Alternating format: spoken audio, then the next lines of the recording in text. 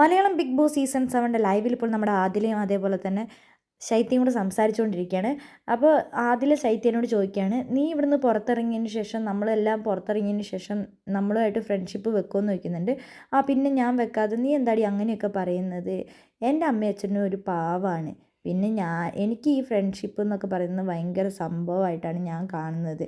എനിക്കങ്ങനെ ഫ്രണ്ട്സൊന്നുമില്ല. എനിക്ക് ആരെങ്കിലുമൊക്കെ എന്നെ ഫ്രണ്ടാക്കുന്നതിൽ എനിക്ക് ഭയങ്കര സന്തോഷമാണെന്ന് ശൈത്യ പറയുന്നുണ്ട്. എന്നെ ആരും അധികം ഫ്രണ്ട്സായി വെക്കൂല. കാരണം എൻ്റെ സ്വഭാവം തന്നെയാണ്. ഞാൻ എന്തെങ്കിലും ഒരു പ്രശ്നം വന്നു കഴിഞ്ഞാൽ ഞാൻ അങ്ങോട്ട് മെക്കിട്ട് കയറി ഞാൻ പ്രശ്നം വലിയ പ്രശ്നമാക്കി മാറ്റും. പിന്നെ ഞാൻ അവരെ അൺഫ്രണ്ട് ചെയ്യും. ഞാൻ ബ്ലോക്ക് ചെയ്ത് വെക്കും അവരുടെ നമ്പർ. ഇൻസ്റ്റയിൽ ഞാൻ ബ്ലോക്ക് ചെയ്യും. മൊത്തത്തിൽ അവരുടെ നമ്പർ വരെ ഞാൻ ഡിലീറ്റ് ചെയ്ത് കളയും. അങ്ങനത്തെ ഒരു സ്വഭാവമാണ് എനിക്കുള്ളത്.